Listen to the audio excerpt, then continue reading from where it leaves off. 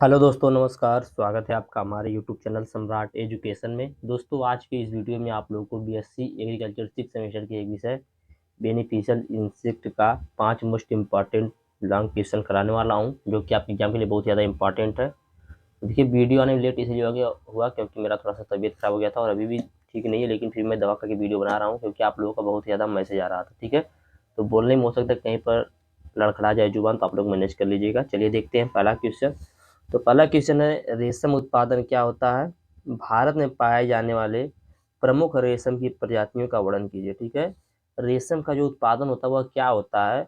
भारत में पाए जाने वाले जो प्रमुख रेशम की प्रजाति उनका वर्णन करना है। तो चलिए देखते हैं। रेशम उत्पादन को सेरीकल्चर कहा जाता है। आप लोग को यह पता होना चाहिए सबसे पहले।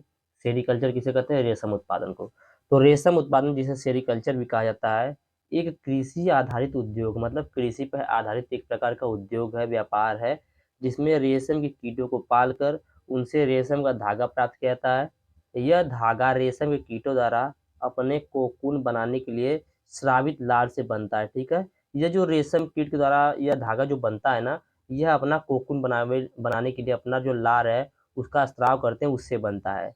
रेशम के उत्पादन में कुछ चरण होते हैं जिनको हम लोग भी देखेंगे, लेकिन पहले यह समझिए कि रेशम उत्पादन होता क्या है। तो रेशम उत्पादन क्या है?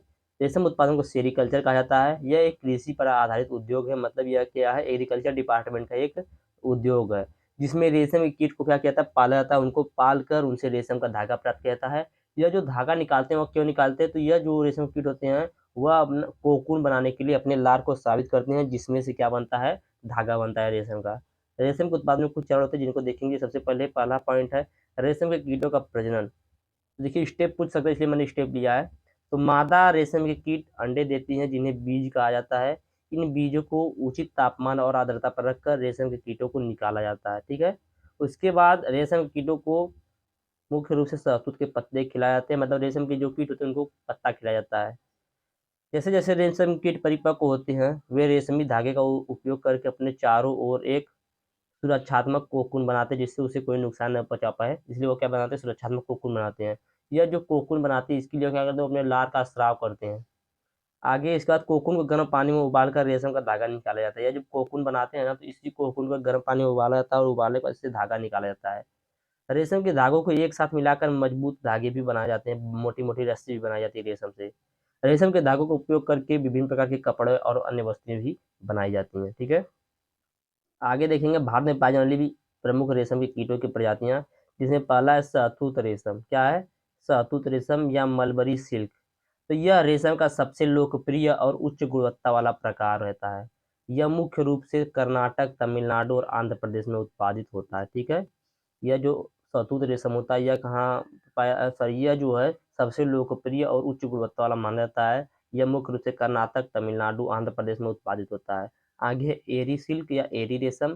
तो यह रेशम मजबूत और टिकाऊ होता है। इसका उपयोग अक्सर स्कार्फ, शाल और साड़ियों को बनाने के लिए किया जाता है।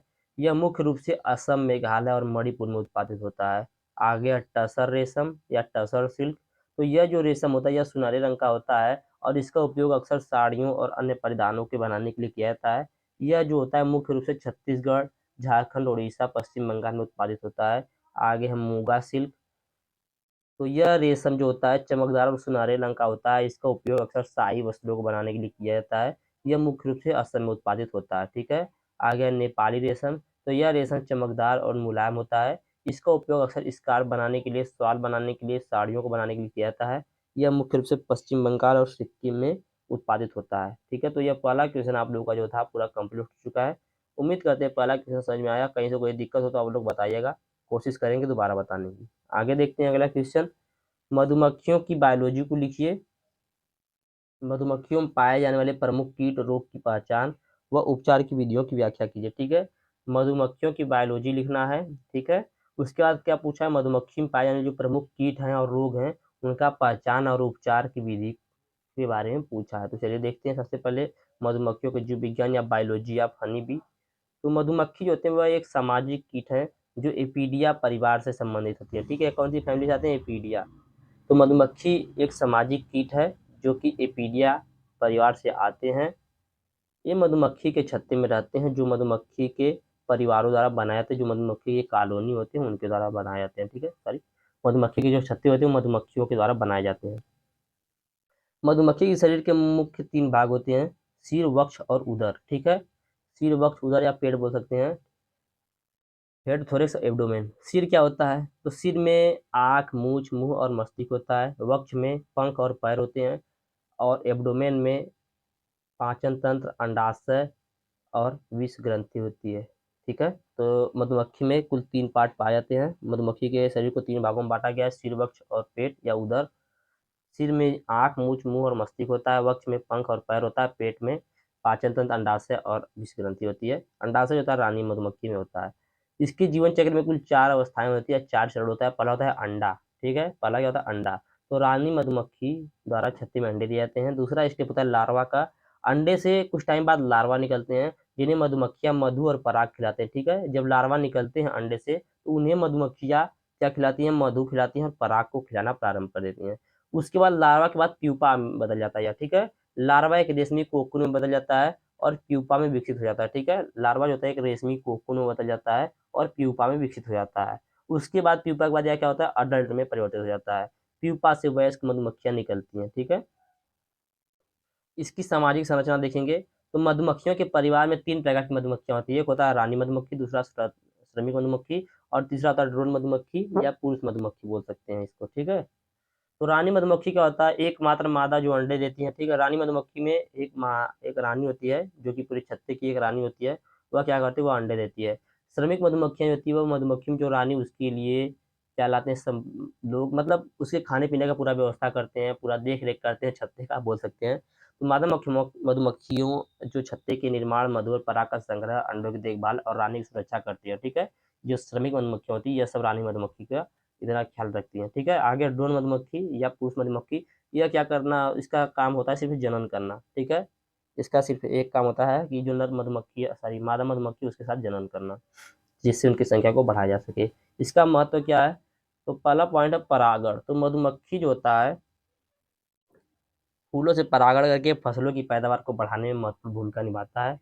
दूसरा इसका महत्व है मधु उत्पादन। मधुमक्खियां मधु को उत्पादन करती हैं, मतलब शहद का उत्पादन करती हैं, जो एक स्वादिष्ट और पौष्टिक भोजन होता है। अन्य उत्पाद में मधुमक्खी जो होता है मोम और रॉयल जेली का भी उत्पादन करती हैं, जिनका उपयोग विभिन्न उत्पादनों में किया जाता है, ठीक है। मधुमक्खियों में पाए जाने वाले प्रमुख कीट और रोग, उनकी पहचान देखेंगे। तो पहला है अमेरिकी फाउल ब्रूड, ठीक है। अमेरिकी फाउल ब्रूड, इसका लक्षण क्या है? तो इसके जो लार्वा होते हैं वह मर जाते हैं और भूरे रंग के चिपचिपे द्रव्यमान में बदल जाते हैं। इसका उपचार है कि संक्रमित छत्तों को नष्ट कर दिया जाता है, ठीक है। इसके बाद यूरोपीय फाउल ब्रूड, तो इसका लक्षण है कि इसमें भी लार्वा मर जाते हैं और सूखे भूरे रंग के पपड़ी में बदल जाते हैं। इसके उपचार के लिए संक्रमित छत्तों को नष्ट कर दिया जाता है। आगे चाक ब्रूड, तो इसका लक्षण यही कि इसमें भी लार्वा मर ही जाते हैं और सफेद चूने जैसी सामग्री में बदल जाते हैं। सबका लक्षण अलग अलग है, याद रखिएगा। इसके उपचार के लिए छत्तों को भी नष्ट कर दिया जाता है, ठीक है। आगे नोसेमा, तो मधुमक्खियां दस्त करती हैं और कमजोर हो जाती हैं, ठीक है। मधुमक्खियों में दस्त हो जाता है और क्या होता है? कमजोर हो जाती हैं। इसके लिए एंटीबायोटिक दवाई को यूज किया जाता है। इसके कुछ वायरल रोग भी हैं जिनमें देखेंगे। पहला लक्षण, मधुमक्खियां कमजोर रहती हैं, उनके पंख विकृत रहते हैं और वे मर जाती हैं। इनका कोई प्रभावी उपचार नहीं है, ठीक। मधुमक्खियों में जो रोग लगता है उसका कोई प्रभावी उपचार नहीं है। मैं थोड़ा शॉर्ट आप लोग पहले मैं बता दूं कि मैं आप लोगों को थोड़ा शॉर्ट में बता रहा हूँ, ठीक है, क्योंकि टाइम बहुत कम है। कल आप लोग को सुबह में एग्जाम, इसकी वजह से तो थोड़ा शॉर्ट में बता रहा हूँ, आप लोग मैनेज करिएगा। इतना आप लोग लिखेंगे फिर भी पूरा नंबर मिलेगा, मैं इसकी गारंटी देता हूँ आप लोग को। आगे अगला क्वेश्चन है, मैंगो लीफ होपर का प्रसार, होस्ट रेंज, जीवन चक्र, क्षति के लक्षण व प्रबंधन विधियों का वर्णन कीजिए, ठीक है। आम का जो पत्ता छेदक होता है, लीफ होपर होता है, उसका प्रसार लिखना है, डिफ्यूजन लिखना है या वो कैसे फैलता है, कहाँ कहाँ पर है, डिस्ट्रीब्यूशन लिखना है, होस्ट रेंज लिखना है, जीवन चक्र लिखना है, क्षति का लक्षण और प्रबंधन की विधि लिखना है। तो चलिए देखते हैं। सबसे पहले प्रसार देखेंगे तो आम का जो पत्ता छेदक होता है, जो कि एफीडिया परिवार का एक कीट होता है, जो कि एमरिया जीनस की कई प्रजातियों द्वारा दर्शाया जाता है, ठीक है। यह भारत, पाकिस्तान, श्रीलंका, चीन और दक्षिण पूर्व एशिया सहित उष्णकटिबंधीय और उपोष्णकटिबंधीय क्षेत्रों में मुख्य रूप से पाया जाता है या आसानी से मिल जाता है, ठीक है। तो जो आम का लीफ होपर होता है यह क्या होता है कि एपीडिया परिवार का एक कीट होता है। यह भारत, पाकिस्तान, श्रीलंका, चीन और दक्षिण पूर्व एशिया सहित उष्णकटिबंधीय और उपोष्णकटिबंधीय क्षेत्रों में मुख्य रूप से पाया जाता है। होस्ट रेंज देखेंगे तो यह कीट होता है मुख्य रूप से आम, मैंगीफेरा इंडिका इसका बोटेनिकल नेम है, आम के पेड़ों को संक्रमित करता है। लेकिन ये नीम, करौदा, बरगद, अमरूद और अनार जैसे अन्य फलों के पेड़ों को भी नुकसान पहुंचाता है, ठीक है।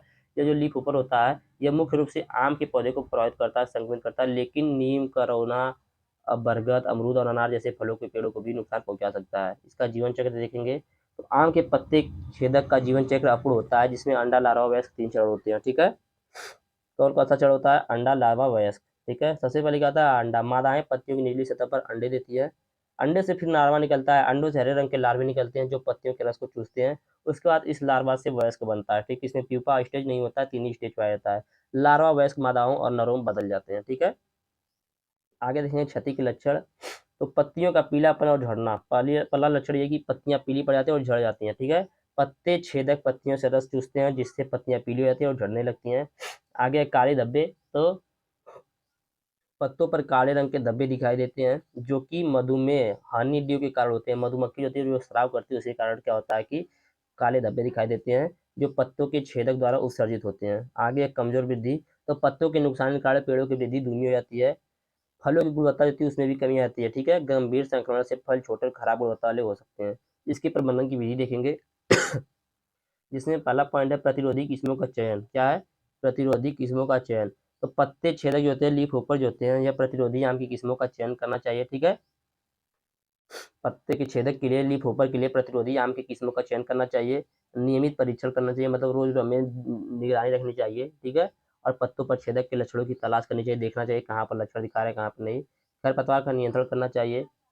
जैविक नियंत्रण करना चाहिए, मतलब नैसर्गिक जो भी पौधे हैं उनको निकाल देना चाहिए। पत्ते छेदक के प्राकृतिक शिकारी जैसे कि लेडी बग, ड्रैगन फ्लाई और पक्षी को बढ़ावा देना चाहिए। ठीक है, मतलब क्या है कि बायोलॉजिकल कंट्रोल करना चाहिए। कहने का मतलब यह है कि जो लेडी बग हो गया, ड्रैगन फ्लाई होगी, पक्षी हो गए, ये सब क्या करते हैं, ये सब लीफ होकर को क्या करते हैं, मार के खा जाते हैं, इसलिए इनको बढ़ावा देना चाहिए। जैविक कीटनाशक का यूज करना चाहिए, नीम का तेल या बेकिलस थुरिंजिएसिस जैसे जैविक कीटनाशकों का उपयोग करना चाहिए। रासायनिक नियंत्रण के लिए कीटनाशक गंभीर संक्रमण के मामलों में क्लोरोपाइरोफास या इमिडाक्लोप्रिड जैसे रासायनिक कीटनाशकों का उपयोग अंतिम उपाय के रूप में किया जाता है। मतलब जब सभी उपाय करने नहीं कंट्रोल हो तब इस उपाय को करना चाहिए। आगे एकीकृत कीट प्रबंधन, आईपीएम इंटीग्रेटेड पेस्ट मैनेजमेंट। तो पत्ते छेदक के प्रबंधन के लिए विभिन्न नियंत्रण विधियों का एकीकृत दृष्टिकोण अपनाना सबसे अच्छा होता है, जैसे कि निवारक उपाय, जैविक नियंत्रण और रासायनिक नियंत्रण का सावधानीपूर्वक उपयोग किया जाता है। मतलब सभी नियंत्रण जो हम एक साथ यूज करेंगे उसको बोलेंगे इंटीग्रेटेड पेस्ट मैनेजमेंट। ठीक है, तो 3 क्वेश्चन कंप्लीट हो गया। आगे देखेंगे चौथा क्वेश्चन, मधुमक्खी पालन से आप क्या समझते हैं? मधुमक्खियों में लगने वाले कीट व बीमारियों का वर्णन कीजिए। मधुमक्खी पालन से आप क्या समझते हैं? मधुमक्खी में लगने वाले प्रमुख कीट और बीमारियों का वर्णन करना है। तो मधुमक्खी पालन क्या होता है? तो मधुमक्खी पालन को एपी कल्चर कहा जाता है और रेशम उत्पादन को सेरीकल्चर कहा जाता है, याद रखिएगा। मधुमक्खी पालन जिसे एपी कल्चर भी कहा जाता है, मुख्य रूप से मधुमक्खियों के बोम्बिक्स मोरी को पालने और उनके द्वारा उत्पादित शहद, पराग, मोम और रॉयल जेली जैसी उत्पादों को प्राप्त करने की यह एक प्रक्रिया है। ये एक प्राचीन अभ्यास, मतलब पुराने सदियों से ही चला आ रहा है। मधुमक्खियों के पालन के कुछ लाभ है, लाभ पूछ सकते हैं इसलिए मैंने लाभ भी बता दिया है। तो पहला लाभ यही कि शहद और अन्य मधुमक्खी उत्पादों का उत्पादन। मधुमक्खी पालन का प्राथमिक लाभ शहद का उत्पादन, जो कि एक स्वादिष्ट और पौष्टिक भोजन होता है। इसके अलावा मधुमक्खियां परागकण का एक महत्वपूर्ण स्रोत होती हैं, जो कई फसलों के उत्पादन को बढ़ाने में मदद करती हैं। मधुमक्खी पालन से मोम, रॉयल जेली और प्रोपोलिस जैसी अन्य उत्पाद भी प्राप्त होते हैं। आगे पर्यावरणीय लाभ। तो मधुमक्खियां कई फसलों के लिए महत्वपूर्ण परागकण हैं। ठीक है, जिनमें फल, सब्जियां और तिलहन शामिल होता है।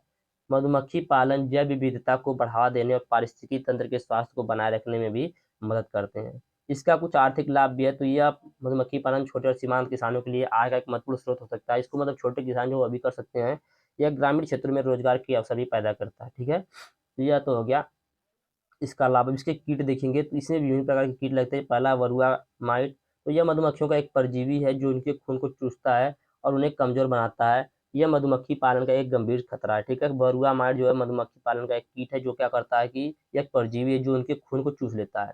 आगे छत्ता कीट। तो यह कीट मधुमक्खियों के छत्ते को नुकसान पहुंचाता है और शहद और पराग को चोरी कर लेता है। आगे पतंगे। तो कुछ पतंगे मधुमक्खियों के छत्ते में घुसपैठ करते हैं और उनके लार्वा मधुमक्खियों की भोजन और छत्तों को नुकसान पहुंचाते हैं। ठीक है, तो कुछ कीट थे। कुछ बीमारी देखेंगे। पहला अमेरिकन फाउल ब्रूड।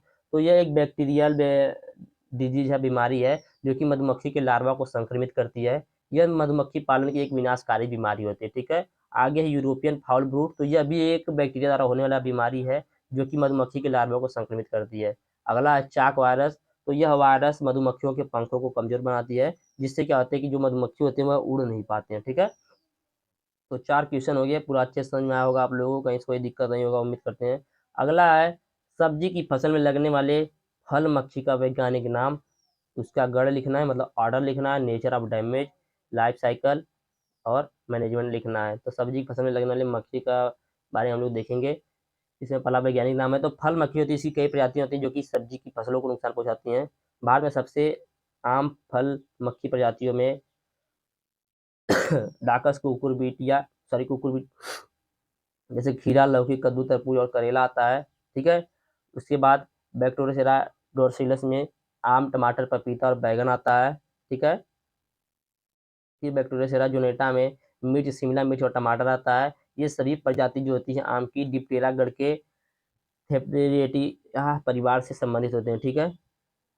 और इसके नेचर का डैमेज, नेचर ऑफ डैमेज देखेंगे, इसका क्षति की प्रकृति देखेंगे।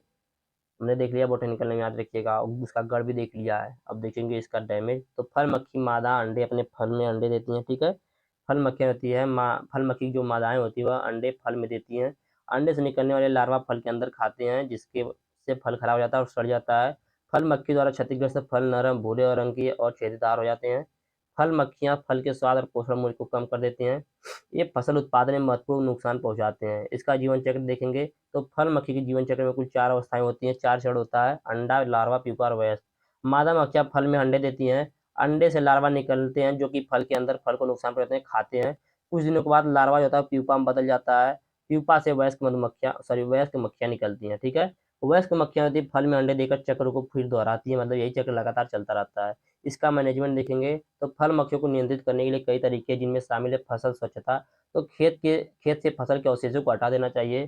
दूसरा, जाल तो फेरोमोन ट्रैप का प्रयोग करना चाहिए। अगला, कीटनाशक तो केवल अंतिम उपाय के रूप में कीटनाशकों का उपयोग करना चाहिए। उसके बाद जैविक नियंत्रण, तो फल मक्खियों की प्राकृतिक शिकारियों को बढ़ावा देना चाहिए, जैसे कि पैरासीटाइट, ततैया और भिंडी। इस प्रकार के जैविक नियंत्रण जो है इनको बढ़ावा देना चाहिए। प्रतिरोध प्रबंधन, तो विभिन्न प्रकार के कीटनाशकों का उपयोग करके प्रतिरोध के विकास को रोकना चाहिए। ठीक है। तो यह था आप लोग का 5 क्वेश्चन जो कि मैंने आप लोग को बताया, और कहीं कहीं पे मैंने थोड़ा सा बोला जो आपको समझ नहीं आया होगा इंग्लिश में, क्योंकि जवान लड़खड़ाई थी इसकी वजह से। और कोई दिक्कत नहीं होगा, समझ में आया होगा वैसे मैंने जो बताया।